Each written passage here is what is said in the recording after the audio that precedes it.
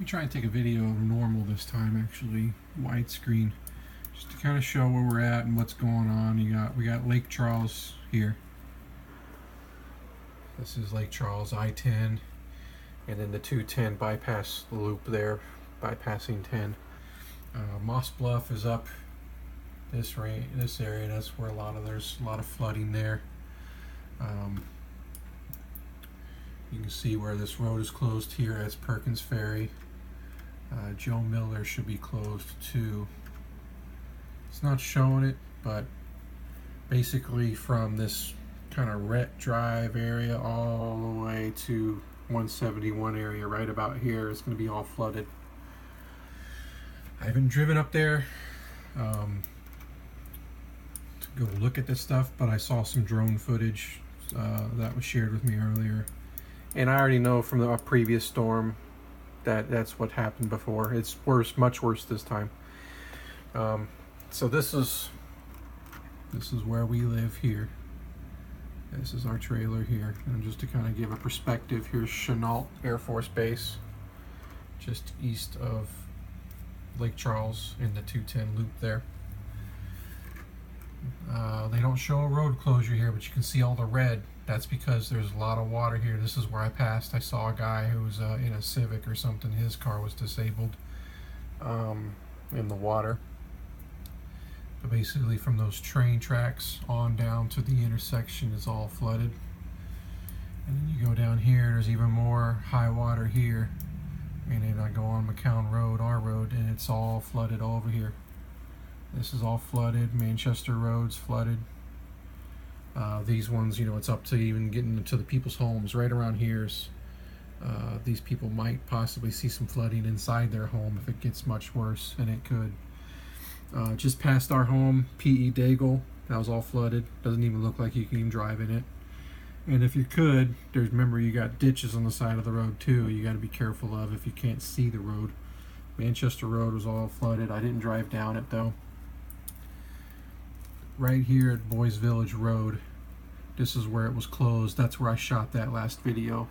So from Boys Village all the way over to past Thompson Road is Highway 383 going into Iowa. You can see up there. That's Highway 90 up here. So what you got is even throughout here, it's going to be all flooded. I mean, when I say all of it, I mean all of it. They even show the road closures here. And it's saying September 6th is when they plan to reopen them. This is all flooded. All along this Clifton Road, Bell Road, all this stuff out here. And I remember this because of the last storm, I think earlier this year or something. I drove around that area and I saw where all the water was.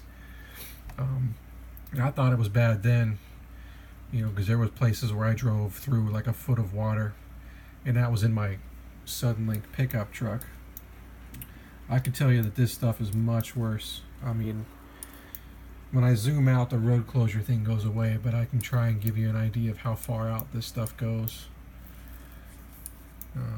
You got Lognon Road, I think that's how you pronounce it. That's all closed, all the way down to Highway 14. So I'll go ahead and I'll zoom out, and you can kind of grasp of what's flooded. So there was at Highway 14 where he showed the road closure. I'm sure there's even more down here, but I also know 101 floods pretty good too. But you got all of this area all the way up here to Iowa. That's all flooded. All of it. And this is day one of what we're getting. Yeah, look, it's even closed up there north of Iowa. There's just so much water. I looked up a map earlier. I'm sorry, this is probably kind of bright. I'll try and make this quick. And there's misspelling, so that's not going to make it quick. To show the total.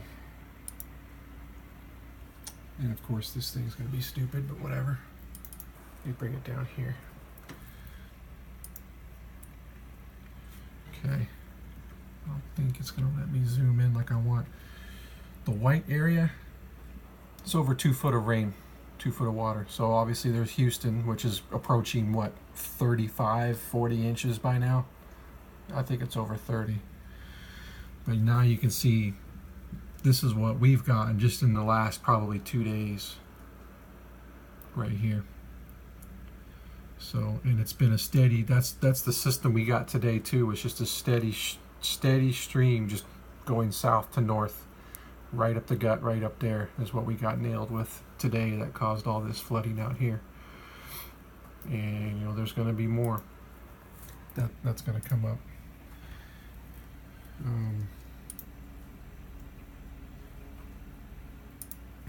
You know, I think I was just basically dancing in between the raindrops when I got home. Yeah. See, I caught a little break right after work and snuck home, and then I'm sure we're going to get some more here. Let's see. Wow. Did I zoom all the way out? Yeah, I did. Right about there. What we're getting now that the storm's moving in on Houston, I mean, it's just swirling around Houston. They're just not catching a break. But we're getting these outer bands that Houston was getting about 2 days ago. And even Beaumont was starting to get it. Now we're starting to get hit with those outer bands as the storm is moving out in the Gulf and is moving up the coast there along to Houston. We're getting those inner outer bands that are the heaviest usually. And that's what's nailing us, and we're going to see that the rest of this week. So that's that. This is, like I said, this is just really just the beginning of it. So puts Tropical Storm Cindy to shame, that's for sure, because this is still technically a tropical storm. We didn't even really get hit with the hurricane because the hurricane was way down Corpus Christi. So Houston got, like I said, Houston got hit with the outer bands of that hurricane there as it was going inland. We really didn't get crap. We really didn't. We got some outer lying stuff, kind of like, you know, Mississippi and New Orleans and all that's getting. That's kind of the same stuff we were getting. So we were getting very light rain and we were getting breaks. So we weren't having too much of trouble. So, but that's that. I just wanted to show what areas so far are flooded in Iowa.